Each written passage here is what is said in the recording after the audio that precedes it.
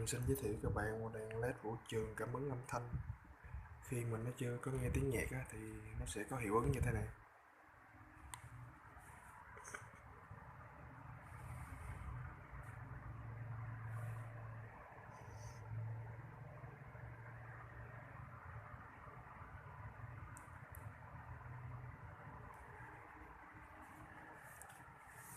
Khi mình đã nghe tiếng nhạc từ máy phát ra hay là từ tiếng hát karaoke của các bạn á, thì nó sẽ chớp theo cái điệu nhạc mà các bạn đang hát.